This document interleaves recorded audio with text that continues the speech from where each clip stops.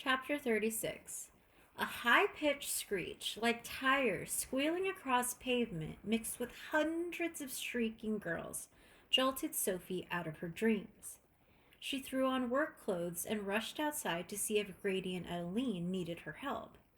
It was still dark, but once her eyes adjusted, Sophie could see an eagle-sized golden pterodactyl trying to escape the leash Grady held. It somersaulted in the sky, dragging Grady like dead weight, while Edeline and the gnomes tried to calm the nearby animals. Screech! Sophie covered her ears. How can I help? She shouted to Grady. You shouldn't be up. Go back to bed, Sophie. We don't need any help. Grady wrapped a leash around his legs for extra stability and then yanked the cord, trying to rein the creature in. The beast fought back, using speed and momentum to pull Grady over as it gained headway. Screech! Kinda looked like he needed help. Sophie stared at the pterodactyl, trying to figure out what to do. Two enormous golden eyes locked with hers, and as she held its gaze, an image filled her mind. Fire. Sophie wasn't sure how, but she knew what to do. She raced for the shed, grabbing the alchemy torch Adeline used when she'd made solutions for the animals, and raced back outside. A pile of dried umber leaves sat in the middle of the pasture, waiting to be dispersed to the animals for breakfast. Sophie ran straight for it and lit the mound before she could change her mind. What are you doing? Adeline screamed as Sophie jumped back from the enormous blue flames that smelled uncannily like fried chicken. Someone get some quick snuff. Just wait a second, Sophie said, pointing to the pterodactyl, which had quieted down. I know what I'm doing. She really hoped that was true. The creature circled once, then dived nose first into the blaze. Sophie couldn't help shrieking as the fire engulfed its golden body, but the pterodactyl flapped its wings in the flames like a bird in a bird bath. Sophie had to back away to avoid the flying sparks.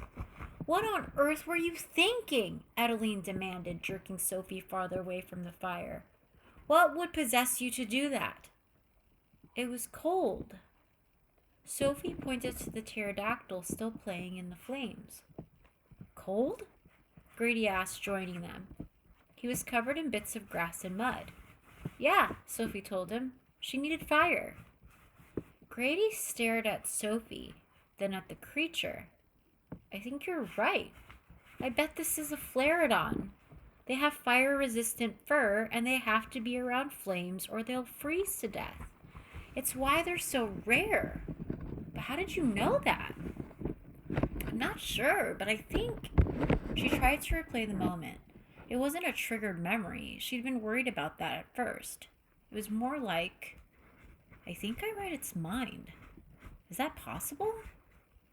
Grady ran his hand across his face. I don't know. I've never heard of anyone reading an animal's mind before. Who cares? Adeline interrupted, her voice an octave higher than normal. You could have been burned. You could have been killed. And you're supposed to be in bed, resting from your last brush with death. Sophie backed a step away from the wild-eyed Adeline. I was just trying to help. We don't need your help, Sophie. We need you inside, where it's safe. Now go. She pointed to the house. Sophie glanced at Grady, hoping he'd defend her. She did solve the problem after all. But Grady was too busy holding a trembling Adeline. That's when it hit her. Fire. Death. Jolie. I'm sorry, Sophie stammered, not sure what to say. I didn't mean to worry you. It's fine, Grady said, as much to Adeline as to Sophie. He turned to Sophie. Go back inside and rest. We'll talk in the morning. He sounded calm and quiet, but something in his expression warned her not to push. Okay, she mumbled, dropping her eyes. I guess I'll see you when I wake up. Neither of them said anything as she walked back to the house. No good night, certainly no hugs, and when she turned back to wave, they'd already turned away. Things weren't much better at breakfast the next morning. Grady and Adeline's smiles looked forced, and neither had much to say. "So where did the Flareodon come from?" Sophie asked, trying to fill the silence. "She flew into our pasture, screeching her head off, and we scrambled to calm her down," Grady answered. "That's when you found us. It's strange. Flareodons live near volcanoes. That's why it didn't occur to me to use fire. Gildy strayed a long way from home." "Gildy?" "We were up late with her, calming her down, and it felt silly calling her Flareodon. So when we figured out it was a female, Adeline named her Gildy." "It's a good name." Adeline gave a forced smile and looked away. "You really think you read her mind?" Grady asked. How would I know? Well, how would I have known about the fire? I think I might go practice with Gildy for a few minutes before school." "Absolutely not," Adeline snapped, instantly on her feet. "You're staying home to rest, and you're not to go anywhere near those animals. Is that understood?" "But I'm fine now, and I always help you guys outside." "Well, that was a mistake on our part, one I'm correcting now. I don't want you outside in the pastures anymore." Grady wouldn't meet her eyes. "Is this about last night?" Sophie whispered. "It's about a lot of things. We haven't been looking out for your safety, and I'm trying to correct that." Adeline sighed. "Why don't you go study? Finals are less than a month away." Unfortunately, Adeline was right. Sophie spent the rest of the weekend trying to wade through the horrible fire-catching books Sir Conley had assigned her to read the day of the quintessence debacle. She had a feeling fire-catching would be on the final exam, but it was so dry she kept taking breaks to experiment with Iggy. Most of the time she couldn't decipher what he was thinking, but she suspected it was because Iggy didn't think before he acted, like when he wrestled with one of her socks and rolled off the bed, or shredded her homework for no apparent reason. But other times she did wonder if she could feel his thoughts. It was more of a vague emotion than a concrete thought, which actually made sense. Humans' thoughts felt different from elven thoughts. Maybe each creature's mind was different. She'd have to ask Tiergan to know for sure. "If anyone else told me that, I would question their sanity," Tiergan chuckled. "But with you, I'm learning anything is possible." Sophie blushed. "You've really never heard of anyone reading animals' minds?" "No. I've also never heard of anyone transmitting across impossible distances, or having an impenetrable mind, or tracking exact locations, so I can't say I'm surprised. In fact, I wonder, do you think you can transmit to an animal, or track them?" "I guess I could try." His face lit up. "Yes, you must. And if you can, I think that would qualify as passing your final exam." "You'd pass me? Just like that?" "Sophie, you have the greatest telepathic abilities I've ever seen. I'm not sure I'm qualified to test you. Even if you can't do this, I'll find some other excuse to pass you. It'd be wrong not to." Her heart lightened at his words. 1 exam down. 7 more to go. "I'll work on it tonight and let you know on Thursday. I look forward to hearing your results." Sophie decided to practice with a different animal, so she chose their resident T-Rex. Verity's thoughts were more defined than Iggy's, but less intense than Gildy's. And when she sent Verity an image of her right paw over and over, Verity finally got the hint and raised it. Then Verity's thoughts told her she wanted a tummy rub as a reward. Sophie giggled and rubbed the soft downy feathers. She could transmit thoughts to animals. How awesome was that? "What are you doing out here?" Sophie spun around, backing up a step when she saw the fury in Adeline's eyes.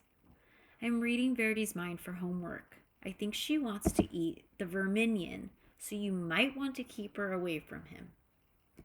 She waited for Adeline to laugh, or at least smile. Instead, her eyes narrowed. "I thought I made it clear that you're not supposed to be outside."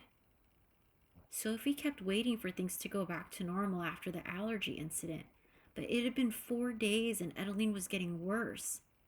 I have to be allowed outside sometime. If I tell you to do something, I expect you to do it, Edeline snapped. But I'm fine. You have to stop acting like everything could kill me. Edeline paled. She looked anywhere but Sophie. You're right. I'm worrying too much. I promise. I'll be careful, Sophie said, desperate for something that might erase the pain in Edeline's features. You don't have to worry. Edeline was quiet for a long time before she shook her head. Yes, I do. Then she turned and went inside without another word. Edeline didn't join them for dinner. Sophie tried to ask Grady about it, tried to apologize, but he just told her not to worry and stared out the window. Loud pounding on the front door broke the silence between them. Sophie answered the door, and an out-of-breath Alden raced in. The smell of smoke and fire trailed around him like an aura. Grady leapt to his feet. What happened? There's been a development. Alden glanced at Sophie before turning to Grady. I need your help. Their eyes held for at least a minute before Grady stepped back, recoiling like he'd been struck. It took Sophie a second to realize Alden had transmitted a message. Grady leaned on the table, panting breath shaking his chest as he ran his hands through his hair. I can't, he whispered. You know I wouldn't ask if it weren't imperative. Grady shook his head. I'm sorry. Ask the others. You're the only one I trust. Sophie held her breath, watching Grady. Alden's face looked desperate, and if he was worried, it had to be vital. Grady sank into a chair, looking 30 years older. He hid his face in his hands. I'm sorry, I can't. Alden closed his eyes, listening to Grady's thoughts, transmitting another plea.